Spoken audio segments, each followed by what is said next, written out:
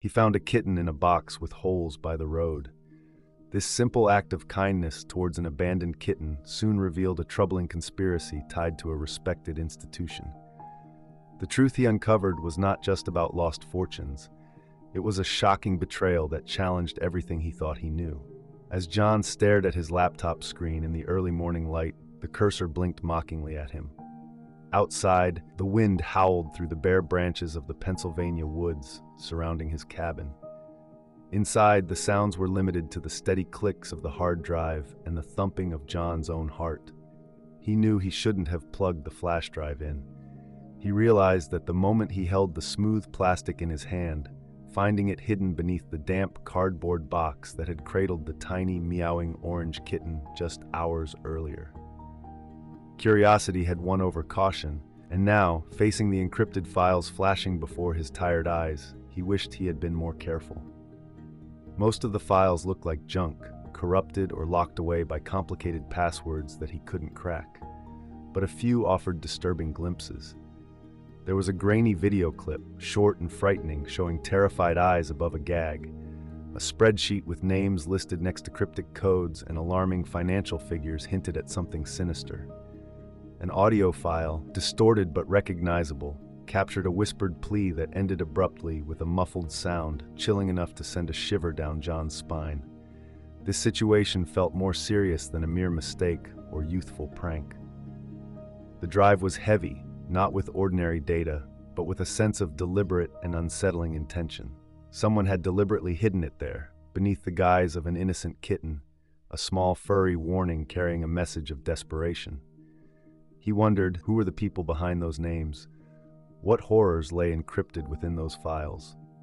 As he explored another partially recovered file, a simple text document came into view, revealing a single sentence through the digital clutter. Maple Creek. They take everything. Help us. Maple Creek, the assisted living facility just outside town, loomed large in John's mind like a fortress he had driven past countless times. What had he overlooked? Hiding undeniable truths, the drive wasn't just a routine trip. It became a moment of realization. Smuggled from a troubling situation, this was a message in the form of an abandoned kitten, and somehow it had come to rest in his hands. The weight of responsibility felt heavy and unyielding. What had he found himself wrapped up in? Just 12 hours earlier, John Callahan had been driving along the familiar bends of Route 322. The aged engine of his Ford pickup hummed softly, blending into the quiet stillness of a fading autumn day. Now at 68 years old, John had been on his own for 5 long years since losing Martha to cancer. After 20 years of service in the Army and another 2 decades managing logistics for a local trucking company, he had settled into a comfortable but solitary routine. His days followed a familiar pattern: morning coffee, the local paper, tinkering with his truck, perhaps a walk through the woods behind his cabin, or a trip into town for supplies. Evenings were often spent with a book or the gentle glow of the television. The house, once filled with Martha's laughter and vibrant energy, now felt vast and quiet, sometimes overwhelming. His time managing logistics during Desert Storm had taught him the importance of detail and organization, but it had not prepared him for the complicated maze of grief and loneliness. That afternoon, something unusual caught his eye. A cardboard box sat unsteadily on the gravel shoulder, looking out of place against the sprawling woods. He nearly drove past it. Was it an old habit urging him to investigate, or perhaps a lingering kindness Martha often teased him about? He pulled over, the tires crunching on the gravel. The crisp air carried the scent of moist earth and fallen leaves as he approached the box cautiously. The small holes punched in the cardboard confirmed his worst fears. Inside, he found a tiny ball of orange fur, shivering and exposed. Its frail body looked so helpless that it tugged at something deep within him. A man accustomed to facing tough challenges suddenly found his resolve wavering. Gently, he scooped the kitten into his arms, nesting it inside his worn canvas jacket. Its fragile warmth against his chest felt comforting. Back at home, he set about creating a cozy spot for the kitten with an old towel and prepared a little milk, remembering the kindness Martha had shown to strays in their time together. Years ago, John stumbled upon a small creature by the roadside. The kitten seemed to be struggling against hunger, hesitantly lapping at water when he offered it. He named the little one Rusty, inspired by the bright color of its fur that stood out against the dreary circumstances. Once Rusty had settled down and fallen asleep by the fireplace, John decided to take care of the box from which he found the kitten. As he prepared to flatten it for recycling, he noticed something hard and rigid taped underneath a flap at the bottom. This wasn't just regular tape, it was carefully concealed. Curious, he loosened the tape, revealing a flash drive nestled inside. Something about finding it felt unsettling. Why would someone hide this here? He initially speculated it might have been drugs, some sort of mishap in the rural area, but the level of concealment suggested a more serious matter. When he returned to his desk and plugged in the drive, he felt a rush of unease wash over him. The files were fragmented, but their disturbing content was clear. Messages about Maple Creek, pleading for help. The words echoed around him as he stared blankly at the screen, then glanced over at the sleeping kitten, a naive bystander in a troubling situation he didn't yet understand. He faced a choice. He could delete the files, toss the drive into the woods, and go back to his quiet life. But the images and voices he had encountered haunted him. Someone had taken a risk to send this message, and ignoring it felt like complicity. He reflected on his own past service, the commitments he had made to protect those in need, and thought of Martha, who always stood by the vulnerable. While the decision weighed heavily on him, it soon became he couldn't just look the other way. His need to uncover the truth about Maple Creek grew stronger. Who needed help? Why were they in distress? With a determined mindset, he set out to investigate, decode more of the flash drive, and find a way to help, without putting himself or anyone else in danger. The quiet of his retirement was now behind him. For his first step, John knew he had to proceed carefully. Dressed in his plain jacket and baseball cap, he drove to town, parking across the street from Maple Creek Assisted Living. The building looked just as he remembered it, a respectable two-story brick structure surrounded by neatly trimmed hedges and bright flower beds, seemingly out of place considering the secrets suggested by the flash drive. He took a moment to observe the residents sitting on the porch and staff members in light blue scrubs moving about, knowing the journey ahead would not be easy. As he approached the situation, everything appeared normal at first glance. However, the message encoded on the drive presented a different scenario. It hinted at serious issues like financial exploitation and theft. Back at home, John concentrated on the flash drive, aware that his tech skills were somewhat outdated, primarily based on military systems he had worked with years ago. He spent hours trying to recover the files, experimenting with different decryption keys based on common patterns and terms related to Maple Creek. Despite his efforts, the encryption was quite resilient. Feeling frustrated, he reached out to an old friend, Dave Riley, who had become a signals intelligence expert and now operated a cybersecurity consultancy from his home in Arizona. During an encrypted call, John carefully described the situation, mentioning the potential discovery of sensitive information related to elder abuse. Dave listened with skepticism, but a hint of curiosity. "It sounds like you might have stumbled onto something serious, John. Be cautious. This can get problematic quickly. Send me a copy of the drive, make sure it's encrypted, and I'll see if I can decipher it, but I can't guarantee results. And keep your guard up." While waiting for Dave's analysis, John decided to change his approach. He visited Maple Creek under the pretense of inquiring about a fictional placement for an elderly uncle. During the visit, he met Mrs. Albright, the facility's director. With her neatly styled gray hair, practiced smile, and sharp gaze, she made a strong impression. She guided him through the facility, showcasing the amenities, dedicated staff, and secure environment. John asked careful questions about financial arrangements and power of attorney procedures, but something felt off. Mrs. Albright's responses were polished, perhaps too polished. He noticed security cameras were everywhere, not only at the entrances, but also throughout common areas and hallways. Staff interactions with residents caught his attention. Some were genuinely warm, while others felt distant and almost watchful. When he left, he held a glossy brochure in one hand, but felt an unsettling sense of discomfort. Not long after his visit, complications began. a dark sedan parked near his cabin for an hour before slowly driving away. Was it just a coincidence? Soon after, he started receiving hang-up calls, silence followed by a click.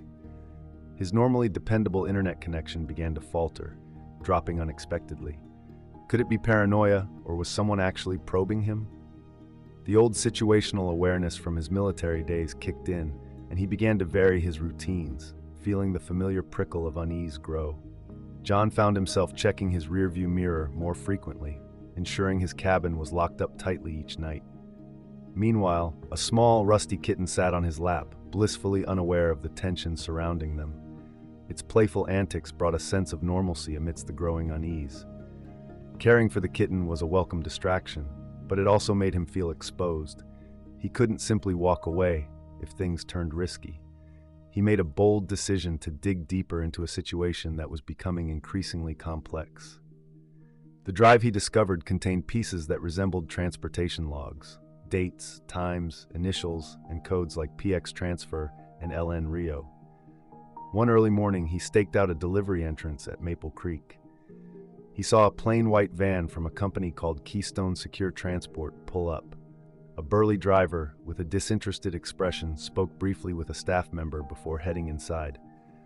John took note of the company name and license plate, aware that a quick online search would unveil valuable information. It turned out that Keystone specialized in medical transport, but also offered discreet relocation services. A common question arose: relocation of whom and for what purpose? A week later, his contact Dave called with news. "Hey Johnny, I've got something for you. This encryption is unusual, layered in a way that suggests the creator knew what they were doing. But I managed to break through one layer and decrypted some small files." One sounds like a conversation with Mrs. Albright.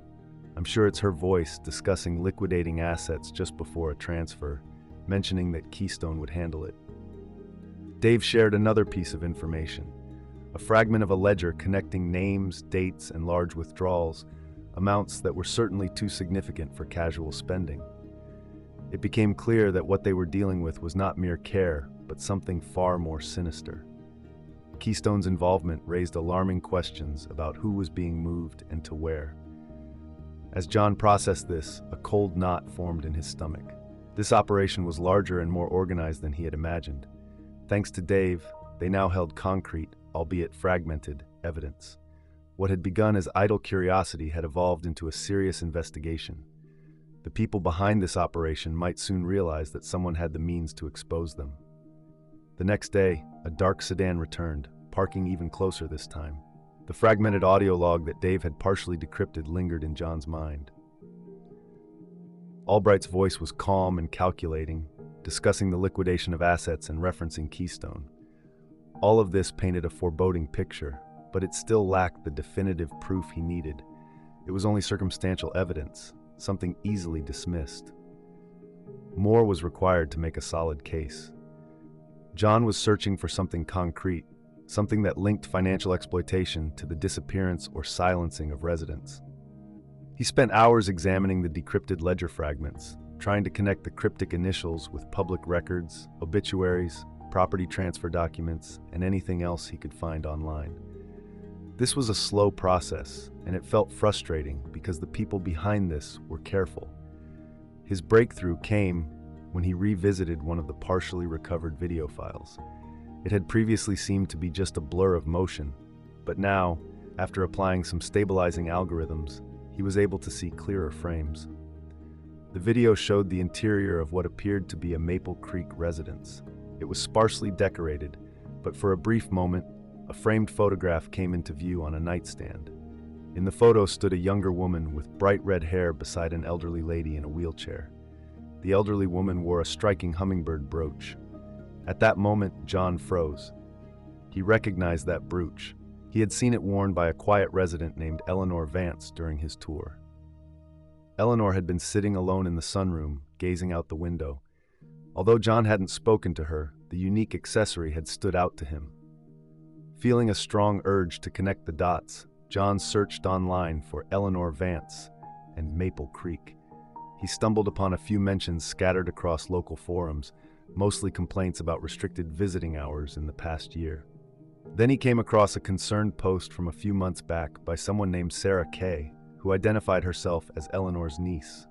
Sarah shared her worries about her aunt becoming withdrawn and anxious during recent visits. She mentioned that personal items were mysteriously going missing and that Eleanor's calls were being screened by Mrs. Albright, citing Eleanor's fragile state.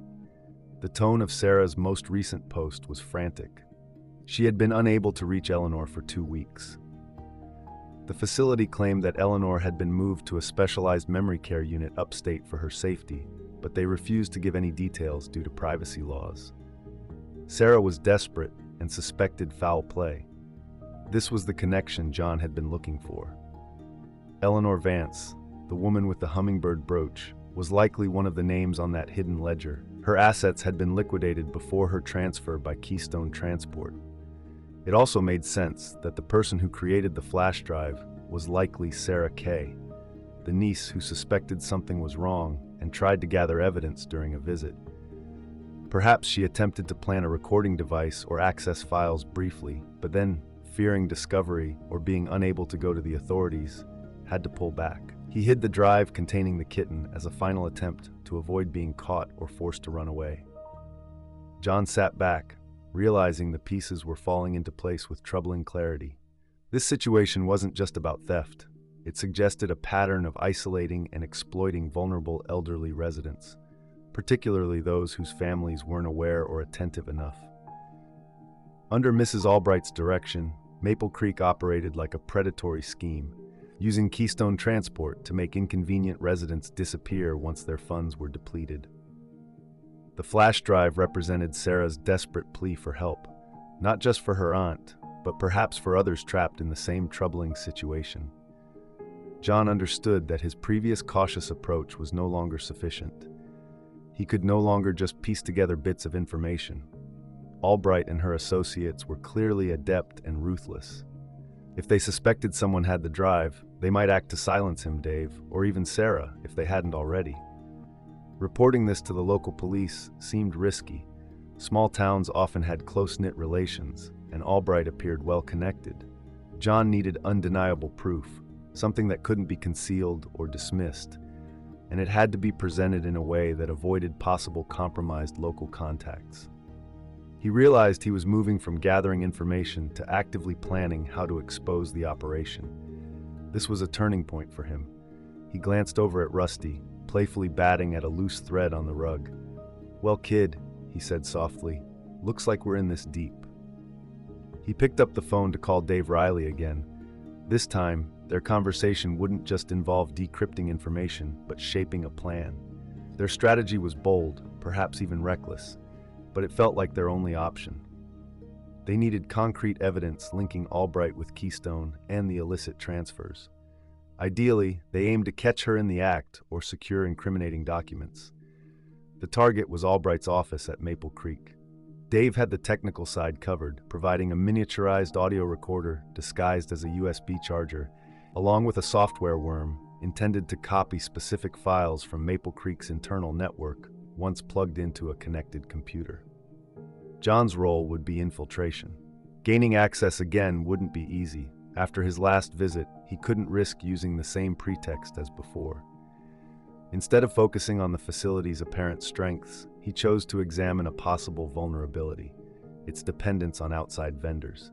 He spent a day observing the building, taking note of when the cleaning and maintenance crews came and went. One thing stood out to him. The landscaping crew arrived every Tuesday morning like clockwork. Although it seemed like a long shot, he saw an opportunity. John acquired a landscaper's uniform that looked plausible enough. Simple work pants, a faded green polo shirt, heavy boots, and a baseball cap pulled low over his eyes. To make his disguise more convincing, he loaded his truck with some basic gardening tools he had borrowed from a neighbor. The biggest challenge would be timing his arrival correctly to blend in with the regular crew. He hoped to slip inside during the morning rush when the staff were focused on resident care and shift changes. That Tuesday dawned unnaturally bright, adding to the knot of tension in John's stomach. He parked down the street and waited, watching as the landscaping company's truck pulled into the Maple Creek lot. As he grabbed his tools and walked toward the service entrance, he tried to project an air of purpose while remaining unremarkable. He fell into step behind two actual landscapers heading inside, nodding briefly as they held the door open. No one questioned him. With his heart pounding, he broke away from the crew once inside and headed for the administrative wing, relying on his memory from an earlier visit. Albright's office was at the end of a quiet corridor. The door was unlocked. Taking a deep breath, he slipped inside. The office was neat, organized, and had a personal touch. He quickly found a power strip beneath the desk and plugged in a disguised USB charger recorder. Step 1 was complete. For Step 2, he'd need to access her computer. It was password protected, as he had anticipated. Dave had foreseen this obstacle. John plugged in a standard-looking flash drive that contained the software needed to bypass the login screen.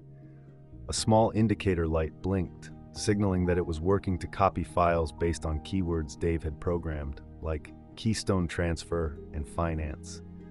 John knew the process would take some time, and he couldn't afford to linger.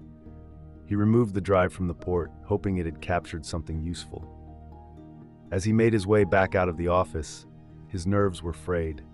He still needed to retrieve the audio recorder later, but planting it and attempting the data extraction felt like a small victory. As he rounded a corner, he nearly bumped into a burly Keystone transport driver he had seen before. The man grunted, narrowing his eyes and giving John a suspicious look. "You knew?" the driver asked. "Just helping out today?" John mumbled, keeping his head down and moving quickly away. As he made his way to the exit, his heart raced within his chest. He wondered if the driver had recognized him from his earlier surveillance. Unsure of what might happen next, he managed to step outside without any further incidents. The tension felt almost unbearable. The following day, he returned to retrieve the audio recorder he had hidden away. He chose a nerve-wracking approach to integrate himself back into the environment, taking advantage of a scheduled fire alarm test that caused a brief moment of chaos. Back home, he uploaded the recorded audio and the data from the flash drive to Dave through their secure communication channel. When the results came in, they were a mixed bag. Unfortunately, the flash drive had failed to bypass the necessary login credentials, so that attempt had not yielded any results. However, the audio recorder told a different story. It had captured hours of conversations, most of which were rather ordinary, discussions about schedules, supplies, and a few complaints. But within this mundane chatter was a significant find. A 15-minute conversation between Albright and the Keystone driver. They talked about an upcoming transfer of a patient, referred to as Patient X, mentioning specific medications they would administer to keep her calm during the journey. They also confirmed a cash payment for handling the situation discreetly. While they avoided using names, the context was clear and incriminating, a crucial piece of evidence that John needed. However, this victory came with its own set of problems. The day after he retrieved the recorder, he discovered one of his truck's tires had been slashed. It was a clear sign someone knew he was digging into things. A wave of fear washed over him, not just for his own safety but also for Rusty. Was he being reckless? Was he inadvertently putting them both at risk? This felt like the dark night of the soul that Dave had warned him about. Here he was, just one man against a powerful and ruthless operation. Could he really see this through? As he looked at Rusty, nestled comfortably in his armchair, a sense of determination began to take hold. He was driven to finish what he had started, for Ella Lanar, for Sarah, and for any other victims caught in Albright's grasp. He couldn't let them down. It was time to reach out to Dave. They had to prepare for the next critical step, leaking the information. Choosing their target carefully would be paramount, and timing it perfectly would be essential. Together, they decided against involving local police or state agencies, fearing possible leaks or bureaucratic delays. Instead, they targeted a well-respected investigative journalist at the Philadelphia Inquirer, known for her work on corruption and sensitive topics. Dave evaluated her digital security practices and confirmed they were solid. The plan was set. They would upload the evidence, the decrypted fragments from the original drive, the incriminating audio from Albright's office, John's own testimony, and information regarding Sarah Kay. In an effort to share crucial information, Dave set up a secure anonymous drop point for anyone in need of assistance. They planned to send an encrypted tip to a journalist, pointing her toward the relevant data, understanding that timing was key. Analyzing the decrypted ledger fragments, Dave noticed a trend. Significant withdrawals and transfers often occurred towards the end of the month. The upcoming PX transfer mentioned in the recorded conversations seemed imminent. To confirm this pattern, John spent 2 days observing Maple Creek from a van. His assessment indicated that the transfer was likely scheduled for Friday night. They decided to release the data on Thursday evening, allowing the journalist enough time to verify portions and potentially inform reliable contacts in state law enforcement, creating a domino effect when the story broke. Thursday evening arrived, thick with anticipation. John sat at his laptop, his dog Rusty peacefully asleep at his feet, unaware of the tension surrounding them. Meanwhile, Dave was connected remotely from Arizona, ready for the final steps of the secure upload. "I'm ready when you are." Dave's voice broke the silence through their encrypted communication. John inhaled deeply and initiated the upload sequence, watching the progress bar move painfully slowly. Each creak from the cabin's floorboards and every rustle of leaves outside heightened his anxiety. He half expected headlights to flash through the window at any moment. Suddenly, Rusty sprang up, his ears perked, letting out a low growl towards the front door. John's heart stopped as he realized he heard it too, the crunch of tires on the gravel driveway, unmistakably close. He quickly turned off the cabin lights, plunging the room into darkness, and instinctively reached for the heavy flashlight by the door. The upload was only 80% complete when he heard a car door slam, followed by heavy footsteps approaching the porch. Holding his breath, John's heart raced as a sharp knock echoed against the door. "Mr. Callahan, we just have a few questions," a smooth yet threatening voice called out. It could have been the Keystone driver or someone else entirely, but the tension built in the air was palpable. "Almost there," Dave urged through the earpiece. 90%. John remained quiet, hiding in the shadows, praying the upload would complete before anything escalated. Another harder knock resonated. "We know you're in there, Mr. Callahan, and we know what you found." The footsteps continued to circle the cabin, and a flashlight beam suddenly sliced through the dark. As the upload finished, Dave urged, "Get out if you can, John." Just as John processed the urgency in his friend's voice, a heavy thud reverberated through the door frame. They were trying to force it open. Grabbing his cat Rusty, he quickly placed the startled feline in its carrier, snatched his keys in the flash drive, and dashed toward the back door. He plunged into the dark woods behind his cabin, just as the front door splintered open, not daring to look back. John spent a tense night concealed in the woods, with Rusty shivering quietly in the carrier beside him. At dawn, he cautiously made his way to a neighboring farm. There, he explained his situation just enough to get a ride into the next town, where he contacted Dave and waited, his nerves on edge. That Saturday morning, the Philadelphia Inquirer published a startling front-page exposé revealing a predatory scheme at Maple Creek. The article cited anonymous sources, leaked audio, and financial records, along with mentioning missing residents like Eleanor Vance. It also referenced the flash drive and a relative's desperate efforts for help, highlighting Sarah Kay's attempt to get the authorities involved. Thanks to the journalist's findings, state police, armed with crucial evidence, raided Maple Creek Assisted Living and Keystone Secure Transport simultaneously. The results were swift. Mrs. Albright and several key staff members were arrested, as well as the Keystone driver and his associates. The facility was placed under state receivership, and an extensive investigation was initiated into the well-being of dozens of former residents listed in confusing ledgers. Some, like Eleanor Vance, were located in inadequate and isolated facilities upstate, drugged and neglected but alive. They were rescued. Unfortunately, others were feared dead or lost in the system. Their assets vanished. Eventually, Sarah Kay was found. After fearing for her safety, she had gone into hiding, realizing that her evidence might have been discovered.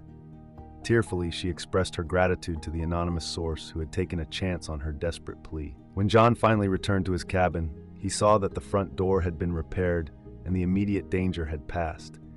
He gave a statement to the state police, supporting the journalist's findings while keeping his methods and Dave's involvement confidential. Locally, he was regarded as a quiet hero, though he humbly deflected the attention. Gradually, life began to resemble normal again, but it was a different kind of normal. The silence of the cabin felt less lonely and more peaceful. John had faced danger not on a battlefield, but right in his backyard, and he had taken action.